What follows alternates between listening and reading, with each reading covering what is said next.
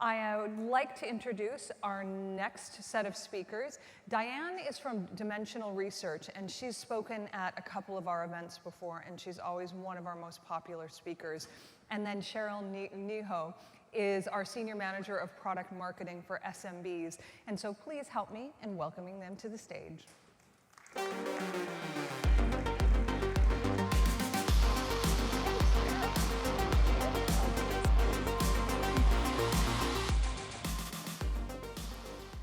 Hi everyone, and welcome to the session.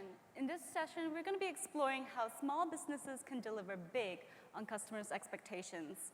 As Sarah mentioned, I'm Cheryl Neo, and I'm the Senior Product Marketing Manager here at Zendesk, where I focus on the SMB audience. Joining me today is Diane Hagglund from Dimensional Research. Welcome, Diane. Thank you so much. It's such a pleasure to be here with you today. Excellent.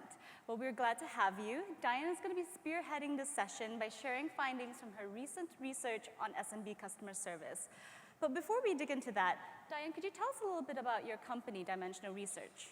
Sure, absolutely. So Dimensional Research is a Silicon Valley-based market research firm that specializes in enterprise technology. So I spend my day talking to the customers and employees that use technology, as well as the business and people that purchase that technology to solve their business issues. Excellent. Well, as many of you may have already guessed, this is going to be one of those sessions where we're sharing lots of charts and stats. So get your note-taking devices out, and by that I mean your cameras, because let's be real, that's how we are all taking notes nowadays. But before we get into the findings, maybe you could share a little bit about how we did this research. Sure, absolutely. So today I'm going to share the findings with you of an online survey of 1,000 consumers in the US, each of who had had a customer service experience with a small business in the past 2 years. So for this study, we defined small business as any business with 100 employees or less, perhaps a small local business or an online shop, but it included the range of financial companies, legal services, restaurants, healthcare, you name it, as long as they had received a customer service. So what we wanted to do in this study was really understand how small businesses were different. And sometimes we asked directly, how's it different? And you'll see that as I walk through the data. We also had a unique opportunity because we had conducted a similar study in December of last year where we asked questions for any size business, and so we were able to actually repeat some of those questions and compare and understand some of those differences. So I'm really happy to share that with you today. One last thing before we get into the good stuff. I'm sure there's people in the room who are trying to think back to their Stats 101 class and are thinking, okay, 1,000, what does that mean? And so for those of you who care, the confidence interval is plus or minus 3.1%, 95% of the time. And for those of you who don't remember your Stats 101 class, just know this is a very solid research project we're sharing with you today. And this is a large room full of many intelligent people, but I think you might be the only person who actually holds a degree in pure mathematics. So I don't think we need to doubt the credibility there. So sticking with that definition of sub 100, 150 employees, how many of you would say that you operate in a business of that size, by show of hands? Yeah, that's a good number. So what we've heard from you and many of your peers is that operating a small business is really hard work. Right? You face many of the same challenges that other enterprises may, but you have that added layer of pressure that you have limited resources to deal with, right? Budgets are always tight, figuring out how to staff can be tricky, not to mention you have a whole slew of competitors out there to contend with, and that includes the big guns. And on top of that, when you run a small business or work for your own startup, switching off is not really an option, right? So it can all feel really overwhelming. But what Diane's research has found is that customers are rooting for small businesses to succeed. And while they have really high expectations, customers want to support small businesses. And the ability for small businesses to deliver on good customer expectations really works in your favor. Great, so with that, let's dive into the good stuff and see what we found out. So I want to talk at a high level about small businesses first before we really dive into some of our customer service findings. And what we found is customers in the United States really do appreciate when they have the opportunity to work with a small business. Look at all this blue here. Even if you can't see every single word, every piece of blue on this slide is representing some kind of goodness that our survey participants saw in working with small businesses. So whether it's feeling good about supporting smaller companies or feeling like you have a relationship or maybe convenience, all of these are reasons why customers look to work with small businesses. But I want to draw your attention to the very top bar on this slide. 73% said that what they like about working with a small business compared to a large company is better, more personal customer service. Okay? That's the number one thing that consumers like about working with a small business. Let's also look at that very tiny, small blue bar at the bottom of 27%. That's pricing. Very few customers actually care about pricing when they deal with small businesses, but they really do care about that customer service. Now, continuing on, we asked really to further understand this idea of what they want to work with small businesses, how far will they go to support small businesses in their community. And we found really that, American customers support a strong affinity for working with small businesses. Look at some of these numbers. When do 9 out of 10 Americans agree on anything? But they agree that they prefer to support small businesses, at least if it's convenient. That's this first pie chart here. 91% in the blue are saying that. But what I find even more fascinating is that even if it's not as convenient, most customers, about 3/4, will still go out of their way to support small businesses. And check out this last pie chart here. This preference for supporting small business is so ingrained in the culture of customers in the United States that more than 3/4 say they'll actually pay more to work with them, with the caveat that they expect great customer service, of course. So we've seen now on 2 different slides here that when it comes to price, if you're a small business, and you're feeling some pricing pressure from larger companies, you might want to think about really upping your customer service as opposed to lowering your prices, because that's what small customers are telling us they really value.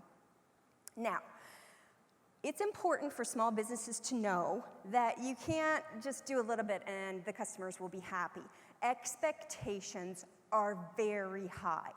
When we asked customers what they think when they work with a small business, do they think, they're small, don't have as many resources as the bigger customers, I'm going to let them off the hook, and it's okay if I have to give my name 5 times or call a bunch of times to find out what's going on.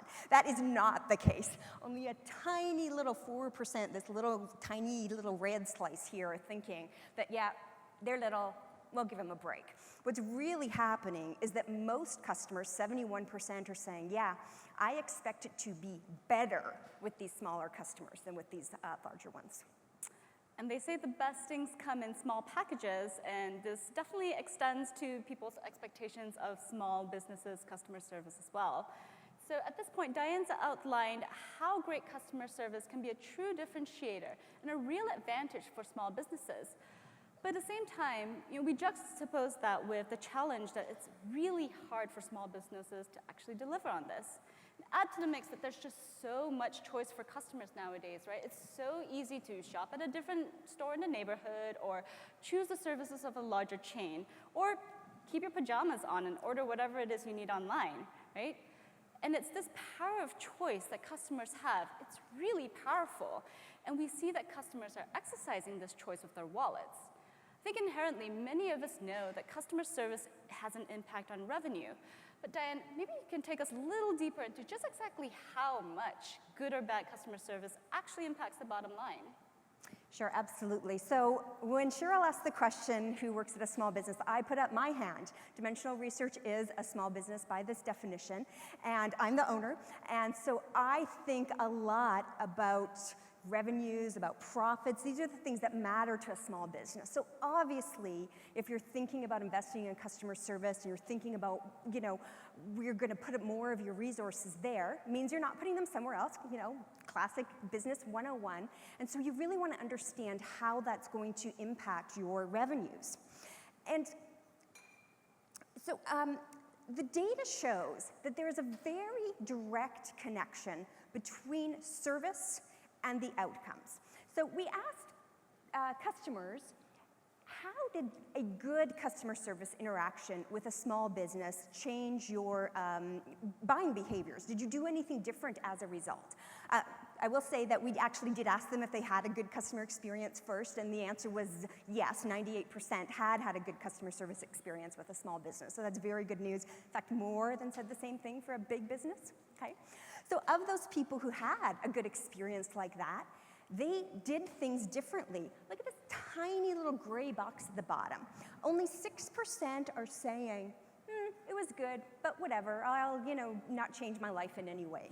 What's really happening is that customers are saying, you know what? This was great. I'm going to buy more from that company. 63% said that. More than half are saying, I'm going to tell my family and friends. I'm going to recommend this product or service to other people. So we see these direct revenue-generating buying behaviors that change as a result of a good customer service experience. Now, let's look at the flip side, the bad.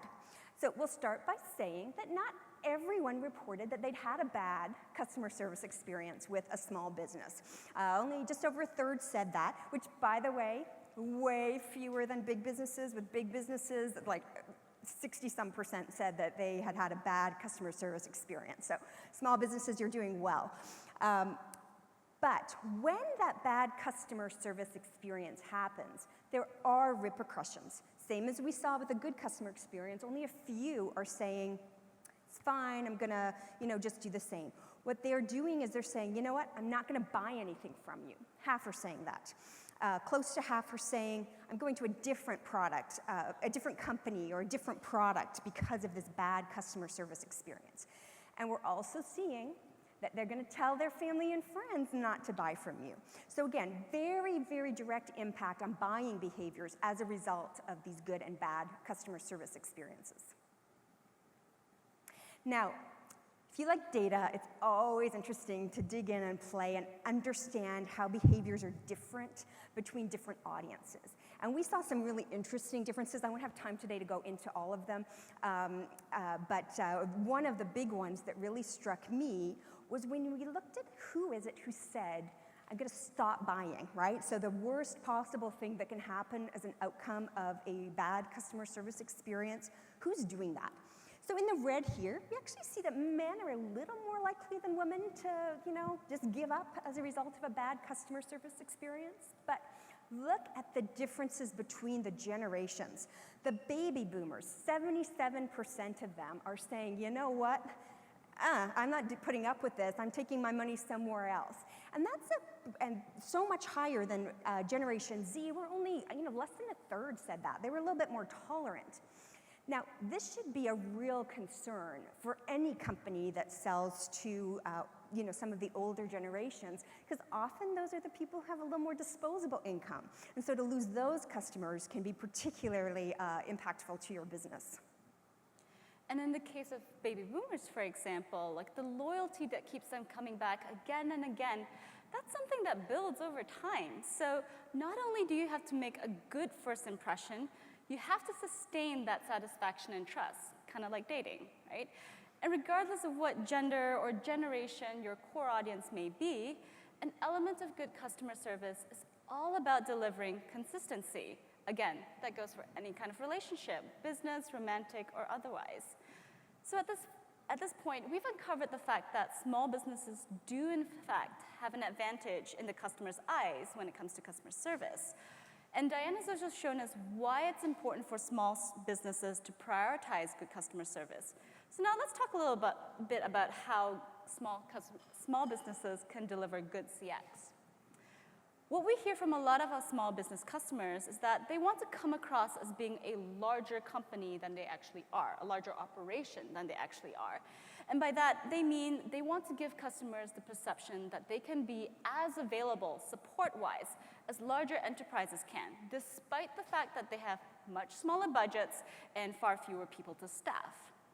So the main strategy we see many small businesses employ to address this is to adopt a range of channels. And having a range of communication channels really makes it that much easier for your customers to engage with your business in ways that work for them. And this seems to go a long way into creating that perception of responsiveness, convenience, and availability. Great. So let's talk about the channels that customers are using to communicate with small businesses. Today we ask, what have you done? Think through those customer service experience. What was the communication method that was used? And it shouldn't be surprising that phone and email are at the very top of the list. I think that won't shock anyone in this room to see that. But we see, as we look at some of these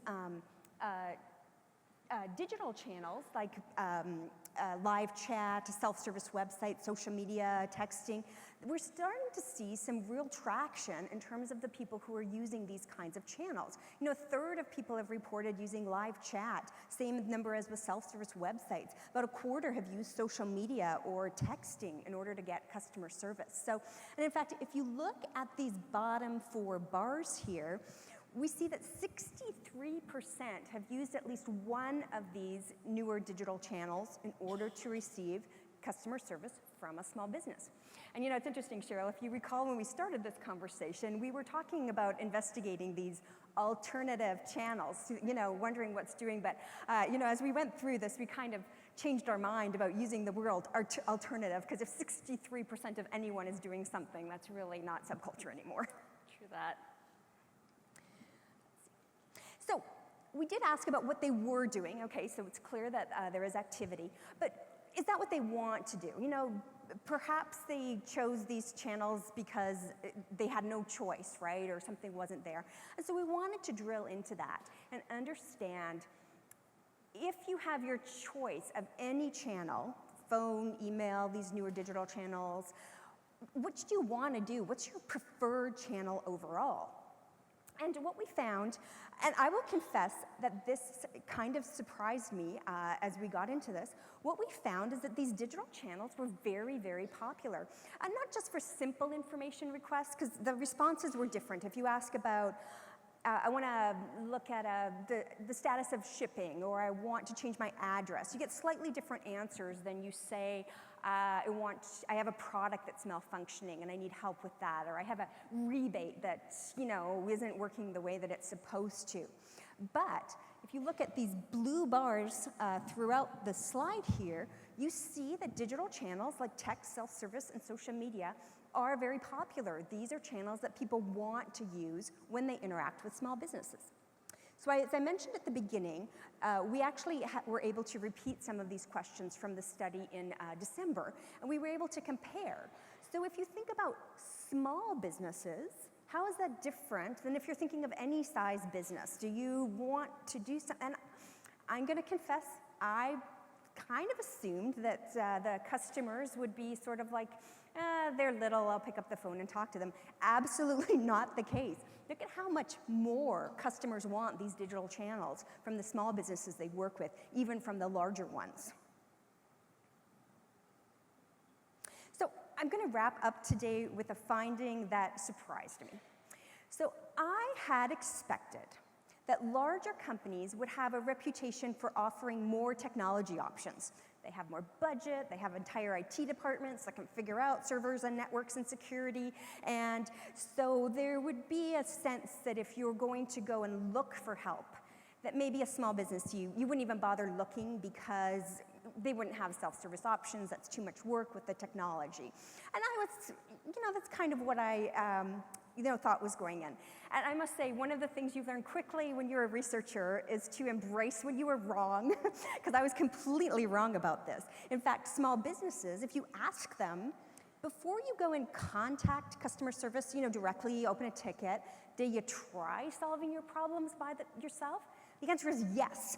44% are like, yeah, I do it all the time. Another 42% are saying, maybe not all the time, but usually.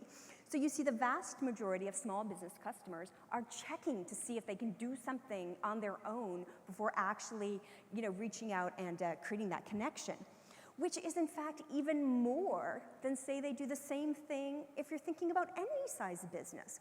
So if there's anyone in the room today who's thinking, if I put together and invest in some self-service options, an FAQ, a help center, other online resources, will my customers use that even though I'm a small business?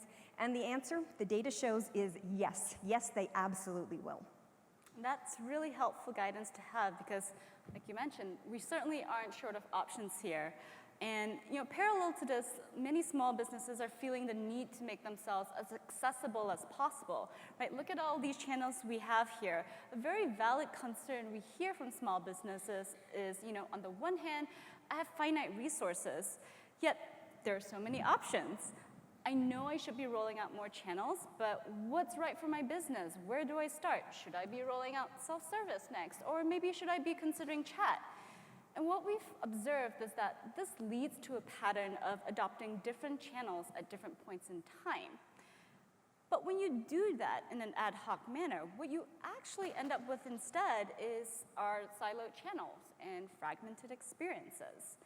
When small businesses first engage with Zendesk, we typically see that they have email or ticketing provided by one vendor over here, maybe chat provided by a different vendor over there, and way out there, maybe they have phone provided by a completely separate internet or telephony provider.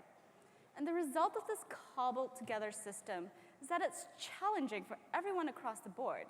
And it's important that we realize multi-channel support does not equate to a seamless experience for anybody. Let's consider these perspectives. Your customers, they have to suffer through an inconsistent experience whenever they reach out across different channels. Your agents, well, they have to deal with multiple interfaces, switching back and forth between different tabs. And since the systems don't actually talk to each other, it takes them that much longer to pull up the customer information they need. Or worse, your customer ends up having to repeat him or herself all over again. On top of that, the poor person administering all these different systems has to contend with different types of setups, multiple contracts, etc. In short, it's more time and more effort wasted on everyone's behalf. And this could lead to customer dissatisfaction, low ROI, higher agent turnover, and more frustration. But it doesn't have to be this way, because what customers really want at the end of the day is for interactions to be easy. More so than with larger businesses, customers expect their interactions with small businesses to be conversational, effortless, real. And the right infrastructure is needed to make all of this possible because it's not something that email alone or siloed channels can facilitate. But a true native omnichannel solution can deliver just that. When all your channels are integrated onto the same platform, your customers can start a conversation in one channel and complete it in another. And they can expect to do that without having to repeat themselves. And your agents, with an omni-channel solution like the Zendesk Suite, they can get all the right customer context that they need surfaced right when they need it. With it, they can respond to customers across different channels far more efficiently, and all from a single unified interface. And lastly, native omni-channel solution serves as your single source of truth. Your admins can see reporting consolidated across your different channels. And with out-of-the-box dashboards from the Zendesk Suite, your team gets a clear view into how your support operations are performing, so you can understand what improvements need to be made so you can do better business. Because ultimately, what you're looking to do is to deliver better experiences for everyone. And as Diane mentioned earlier, your customers want to support you, so give them the seamlessness that they expect. And as a small business, let's face it, you have enough on your plate as it is already. So you should be looking to eliminate as much unnecessary manual and repetitive work wherever possible. Make more time for your business. Take advantage of macros, triggers, automations. Automate your workflow and simplify things for your team. And if you don't know how to get started, help is available in so many ways. You saw our advocacy booth right outside. Talk to them. They're a friendly bunch. You can ask them anything. No question is too basic, I assure you, including what's the Wi-Fi password or where's the bathroom. And if you're interested to see how you stack up to other companies, check out the Zendesk benchmark. It's a really insightful resource that lets you see how you compare to other companies. From there, you can measure not only how other small businesses are doing, but other small businesses in your industry and see how you stack up. Another wonderful and robust resource is our highly engaged and active community of CX experts. These are users like yourself who maybe they have very general questions, or they're looking to troubleshoot very specific issues. It's also a really great place to learn and be inspired by other people who are doing things well or just doing things differently. And so these are just some of the many resources that we have already available today. It's powerful, and did I mention it's free? So as is the case with any research, there's always more where that came from. You can download the full report from our website, or better yet, join Diane in our upcoming webinar on October 16th, where she'll be joined by Scott Morris, our VP of Integrated Marketing and Global Campaigns. In that webinar, she's going to be sharing these findings and so much more that we weren't able to get to today.